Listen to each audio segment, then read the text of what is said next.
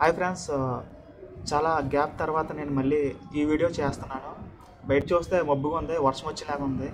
నేను నేను నాకు గుర్తొచ్చినప్పుడల్లా వీడియోస్ పెడతాను, లేకపోతే నేను పెట్టను. నా వీడియోస్ చూసే ఉంటారు కదా. రీసెంట్గా మురుదేశ్వర్ వెళ్ళాను. ఆల్రెడీ మీరు నా వీడియోస్ చూసే ఉంటారు. ఎవరైనా చూడకపోతే చూడండి. వెళ్ళాను కదా, ఆ గుడి యొక్క స్టోరీ కూడా తెలుసుకోవాలని ఉంటుంది కదా.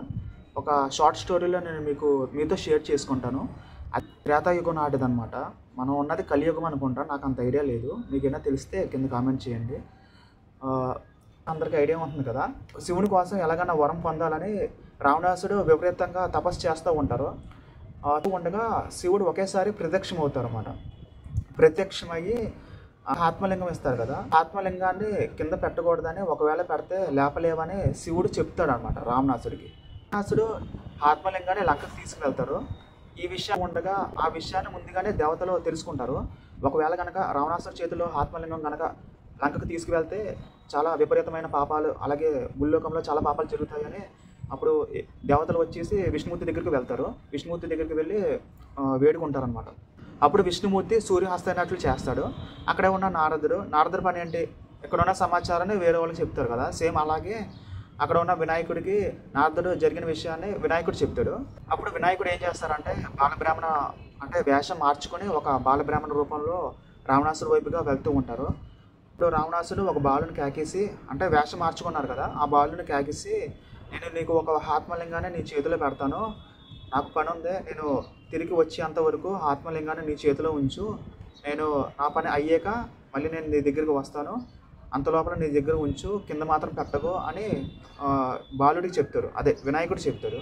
ఇప్పుడు మారువేషంలో ఉన్న బ్రాహ్మ బాలుడు చెప్తారు అనమాట, నేను ఎక్కువ బరువు మోయలేను, నేను 3 సార్లు మిమ్మల్ని కేకేస్తాను, మీరు కనుక రాకపోతే ఈ ఆత్మలింగాన్ని నేను కింద పెట్టేస్తాను అని చెప్తాడు. ఇప్పుడు రావణాసుడు సరే నేను వెళ్తాను అని చెప్తాడు. అప్పుడు బాలబ్రాహ్మణ వేషంలో ఉన్న వినాయకుడు 3 సార్లు కేకేస్తాడు అనమాట రావణాసుడిని. ఈ లోపల రాకపోవడంతో ఆ లింగాన్ని కింద పెట్టేస్తాడు. అప్పటికే జరిగిన నష్టం జరిగిపోతుంది. ఈ లోపల రావణాసుడు వచ్చి పరిగెట్టుకుంటా ఆత్మలింగం దగ్గరికి వస్తారనమాట. ఆల్రెడీ మనం ముందు చెప్పుకున్నాం కదా, దేవతలు విష్ణుమూర్తి దగ్గరికి వెళ్తారు కదా, ఆయన సూర్యహస్తమైనట్లు చేస్తారు అని చెప్పాను కదా. అప్పుడు విష్ణుమూర్తి తన మాయని తొలగించి మళ్ళీ సూర్యుడిని ఆకర్షంగా కనిపించేటట్లు చేస్తారనమాట. ఈ లోపల రావణాసుడికి వచ్చేసి చాలా విపరీతంగా కోపం వచ్చేస్తుంది. అప్పుడు ఏం జరుగుతుందంటే అక్కడ ఉన్న రావణాసుడు కోపంతో విసిరేస్తారనమాట ఆత్మలింగాన్ని. వేరు చోట్ల పడుతుంది. దాంట్లో ఇది ఒక భాగం అనమాట. ఇదే ప్రముఖ పుణ్యక్షేత్రాల్లో ఇది ఒకటి. వేరు చోట్ల కొన్ని పుణ్యక్షేత్రాల్లో ఉన్నాయి, దాంట్లో ఇది ఒకటి. దీని యొక్క స్టోరీ అనమాట. ఇంకో మరో విషయం నేను మీతో షేర్ చేసుకుందాం అనుకుంటున్నాను.